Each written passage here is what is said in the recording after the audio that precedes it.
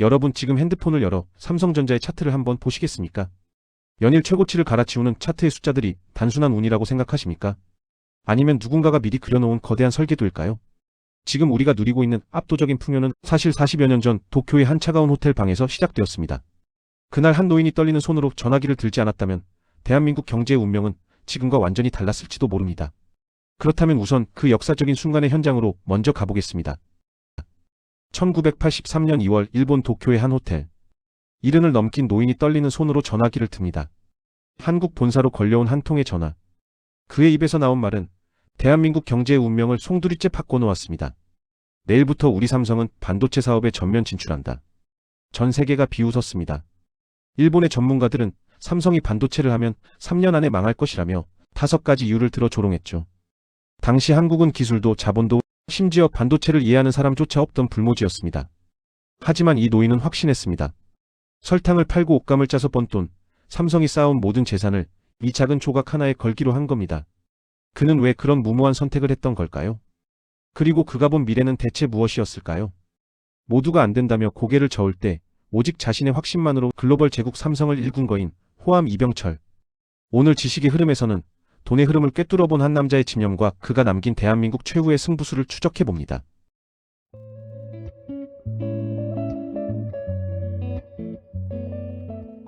경상남도 의령군 정곡면 중교리. 남강의 물줄기가 휘감아 도는 명당 자리에 한 소년이 있었습니다. 영남의 이름난 천석군 집안, 이찬호 공의 막내 아들로 태어난 병철은 부족함 없는 유년기를 보냈습니다. 하지만 그의 집안은 단순한 부자가 아니었습니다. 할아버지 문산 선생은 당대의 대유학자였고 집안에는 늘 묵향과 글 읽는 소리가 끊이지 않았습니다.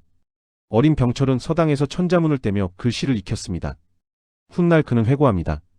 붓 끝에 온 정신을 집중하는 그 시간이 나의 인내심과 집중력을 길러주었다고 말이죠. 그리고 소녀는 또래들과 어울려 뛰어놀기보다 북적이는 시장통에서 사람들 사이로 오가는 돈의 흐름과 수확철 곡식이 쌓이는 창고의 모습을 좋아했습니다. 저 많은 쌀은 어디서 와서 어디로 흘러가는가?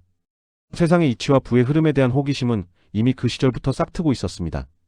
그렇게 부의 흐름에 대한 갈증이 깊어지던 20살의 병철은 마침내 더 큰 바다를 보기 위해 일본 와세다 대학으로 유학을 떠납니다.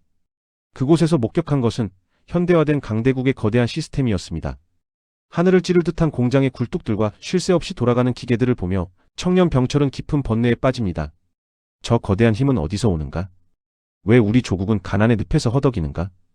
고뇌하던 청년은 건강 악화로 학업을 중단하고 돌아온 고향에서 잠시 길을 잃은 채 친구들과 골패 노름을 하며 방황의 시간을 보내게 됩니다. 그러던 어느 날 밤 잠든 아이들의 얼굴 위로 비친 자신의 초라한 모습에서 그는 번개 같은 깨달음을 얻습니다. 훗날 그는 호암자전에서 인생의 방향을 완전히 바꾼 그 밤을 이렇게 회상했습니다. 잠든 아이들의 머리칼을 만져보며 깊은 자책감에 빠졌습니다. 무엇을 위해 나는 살고 있는가? 나는 지금 어디로 가고 있는가? 그날 밤 나는 내 인생이라는 석재에 사업이라는 두 글자를 새기기로 굳게 결심했습니다. 그는 곧장 행동에 나섰습니다. 마산의 정미소에서 시작된 그의 발걸음은 1938년 대구 삼성상회 설립으로 이어지며 본격적인 거상의 길로 접어듭니다. 그렇게 삼성상회로 시작한 이병철의 사업은 1950년대 후반 제일제당과 제일모직의 대성공으로 국내 최대의 재벌로 성장합니다. 하지만 덩치가 커질수록 권력과의 거리 조절은 고통스러운 숙제가 되었습니다. 4.19 혁명과 5.16 군사정변이 이어졌고 격동의 시대 속에서 그는 부정축제자로 몰려 전 재산을 몰수당할 위기에 처하기도 하고 다시 국가 재건의 파트너로 부름받기도 했습니다. 병철은 정권이 바뀔 때마다 살얼음판 위를 걷는 심정으로 국가의 요구와 기업의 생존 사이에서 줄타기를 해야 했습니다. 이 시기에 삼성의 기틀을 함께 만들었던 동업자들과의 인연도 정리됩니다. 특히 지금의 효성그룹 창업주인 조홍재 회장과의 결별은 뼈아픈 일이었습니다. 15년을 동고동락하며 제일제당과 제일모직의 기틀을 만들었던 두 거물이었지만 서로 다른 경영 철학과 나아가야 할 방향의 차이로 결국 다른 길을 택하게 됩니다. 이병철은 이제 오롯이 혼자서 삼성이라는 거대한 제국의 무게를 견뎌야 했습니다. 홀로서기 이후 마주한 시련은 가혹했습니다. 한국비료 건설 과정에서 터진 사카린 밀수 사건은 민심을 폭발시켰습니다. 그 분노를 등에 업고 단상에 오른 이는 김두한이었습니다. 맞습니다. 우리가 아는 그 김두한입니다. 향후 저희 채널에서는 그 당시 거친 뒷골목 비사까지 제대로 정리해드릴 계획입니다. 일단 오늘은 다시 거인의 발자취를 따라가 보겠습니다. 김두한은 종로 파고다 공원 화장실에서 직접 퍼온 인분을 국회 발언대에 올려놓았습니다. 그리고 말합니다. 이것은 국민들이 밀수업자를 보호하는 너희들에게 주는 선물이다. 이 똥물이나 처먹어라.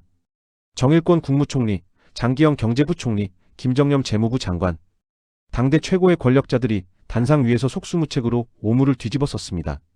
대한민국 헌정사상 유례없는 이른바 국회 오물 투척 사건이었습니다. 이 장면은 이병철 인생에서 가장 치욕적인 순간이었습니다. 그 후 이병철은 한국 비료를 국가에 헌납하고 경영 일선에서 물러났습니다. 훗날 그는 자신의 자서전 호암자전에 한국 비료는 나의 온 정성을 다 바친 사업이었다. 그것을 내 손으로 내놓아야 했을 때 나는 형언할 수 없는 비애를 느꼈다. 기업가로서 평생 쌓아온 신념과 명예가 흔들리는 시련의 계절이었다. 라고 수례했습니다. 이렇게 경영의 일선에서 물러난 이병철은 전국의 상과 들을 다니며 칩거의 시간을 가졌습니다. 무너진 자존심을 추스르며 침묵 속에서 자신을 돌아보던 시간. 하지만 그의 발길은 이내 일본과 미국으로 향했습니다. 시련의 끝에서 그는 권력에 휘둘리지 않는 힘, 바로 정보와 문화의 중요성을 발견했고 중앙일보 창간과 TBC 설립으로 그 비전을 실현했습니다. 하지만 그가 뿌린 두 씨앗은 대한민국 현대사의 경랑 속에서 전혀 다른 운명을 맞이합니다. 중앙일보는 모진 풍파를 견디며 오늘날까지 금액을 이어오고 있지만 이병철이 아꼈던 TBC는 1980년 신군부에 의해 강제로 KBS에 통합되는 비운을 맞이합니다. 1980년 11월 30일 밤 고별 방송의 눈물과 함께 역사 속으로 사라졌던 TBC. 하지만 그 불꽃은 꺼지지 않았고 31년이 지난 2011년 JTBC라는 이름으로 다시 태어납니다. 거인이 남긴 유산이 시대를 건너 부활하는 순간이었습니다. 이야기에 심취하다 보니 너무 멀리 와버렸습니다. 다시 거인의 시간이 멈춰있던 1967년으로 돌아가 보겠습니다. 1967년 긴 은둔을 끝내고 경영 일선에 복귀한 이병철 회장. 그의 머릿속은 이미 다음 단계로 가득 차 있었습니다. 복귀 후 2년간의 치밀한 준비 끝에 1969년 그는 마침내 선언합니다. 삼성은 전자산업에 진출하겠다. 기존 업체들의 거센 반대와 정부의 회의적인 시각이 쏟아졌지만 똥물을 뒤집어 쓰고 벼랑 끝까지 밀려났던 거인에게 더 이상 두려울 것은 없었습니다. 1969년 1월. 오늘날 글로벌 삼성의 전신인 삼성전자공업이 마침내 대한민국 경제사에 첫 발을 내딛습니다. 비록 흑백 TV 부품을 조립하는 작은 공장에서 시작된 무모한 도전이었지만 그것은 훗날 세계를 지배할 거대한 제국의 시작이었습니다. 그렇게 1969년 흑백 TV 부품을 조립하며 시작된 삼성전자의 도전. 하지만 이병철은 곧 또 다른 한계에 부딪힙니다. 텔레비전을 아무리 많이 팔아도 그 핵심 부품인 반도체는 전량 일본과 미국에서 수입해야 했기 때문입니다. 껍데기는 한국산인데 알맹이는 외제인 현실. 남 좋은 일만 시키고 있다는 생각에 거인의 고뇌는 깊어갔습니다. 1974년 이병철은 파산 위기에 처한 한국 반도체를 사들이며 주변을 놀라게 합니다. 모두가 전자제품 부품이나 잘 만들자고 할 때 그는 이미 기계의 심장인 반도체에 주목한 것입니다. 하지만 그것은 시작일 뿐이었습니다. 그로부터 10여 년. 삼성전자가 어느 정도 자리를 잡아가던 1983년 73살의 노경영이는 결단을 내립니다. 단순한 부품 생산이 아니라 세계 최고의 기술, 첨단 메모리 반도체에 삼성의 운명을 걸기로 한 것입니다. 1983년 2월 8일. 도쿄의 찬바람을 가르며 한국으로 날아온 전화 한 통. 세간의 도쿄 선언이라 불리는 이 한마디는 비웃음의 대상이 되었습니다. 당시 삼성의 실무진들조차도 회장님이 노망이 나신 건가라고 뒤에서 속삭일 정도였으니까요.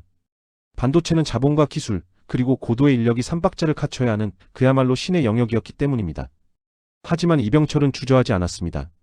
그는 곧바로 미국 실리콘밸리로 달려가 인재들을 모으기 시작합니다. 조국이 여러분을 필요로 합니다. 이 간절한 부름에 미국 반도체 기업에서 안정된 삶을 살던 천재들이 가방을 쌌습니다. 이임택 박사, 강기동 박사, 그리고 훗날 반도체 신화를 잇는 황창규 박사까지. 조국의 부름에 응답한 이 젊은 거인들과 함께 삼성은 용인 기흥의 황무지에 공장을 짓기 시작합니다. 보통 2년에서 3년이 걸린다는 반도체 공장 건설을 단 6개월 만에 끝내버리는 전 세계 경제사에 유례없는 삼성 반도체의 시작이었습니다. 운명의 1983년 12월 1일. 도쿄 선언으로부터 불과 10개월 만에 기적이 일어납니다. 대한민국 기술진의 손으로 세계에서 세 번째, 우리 역사상 최초인 64K D램 개발에 성공한 것입니다. 일본이 6년, 미국이 4년. 하지만 삼성은 단 300일 만에 해냈습니다. 전 세계 반도체 시장은 경악했고 조롱하던 목소리는 경외의 찬사로 바뀌었습니다. 하지만 거인에게 허락된 시간은 그리 많지 않았습니다. 폐암 투병 중에도 그는 반도체 라인을 돌며 마지막 불꽃을 태웠습니다. 1987년 11월 19일. 대한민국 경제의 큰 별, 호암 이병철은 87의 생을 뒤로하고 고요히 눈을 감습니다. 그의 손때가 묻은 메모장에는 죽기 직전까지 기업의 미래와 국가의 운명을 걱정하는 글귀들이 빼곡히 적혀 있었습니다. 자, 다시 처음의 질문으로 돌아가 보겠습니다. 지금 여러분의 주식창에 떠있는 삼성전자라는 네 글자. 누군가에게는 한낱 숫자일지 모르나 누군가에게는 똥물을 뒤집어 쓰면서도 지켜낸 자존심이었고 아이들의 잠든 얼굴을 보며 맹세한 인생의 석재였습니다. 누군가는 노망이라 비웃던 그 고독한 확신. 목숨을 걸고 사선을 넘었던 거인의 집념은 오늘을 사는 우리에게 묻습니다. 당신은 지금 누구와 함께 미래를 꿈꾸고 있습니까? 그리고 그 길을 함께 걷는 사람을 얼마나 굳게 믿고 있습니까? 그 물음에 대한 답이자 그가 평생을 지켜온 경영 철학, 오늘날 삼성의 인재들을 키워낸 마지막 유산이 있습니다. 의인물용, 용인물의. 사람을 믿지 못하면 쓰지 말고 일단 썼으면 의심하지 말고 맡겨라. 결국 모든 것은 사람에게서 시작된다는 이 짧은 문장이 오늘날 우리가 쥐고 있는 삼성전자 한 주의 진정한 가치일지도 모릅니다. 시청해주셔서 감사합니다. 지금까지 지식의 흐름이었습니다. 영상이 재미있으셨다면 구독과 좋아요 부탁드리고 지금 나오는 좌우의 영상들도 흥미로운 내용입니다. 시청해주시면 감사하겠습니다.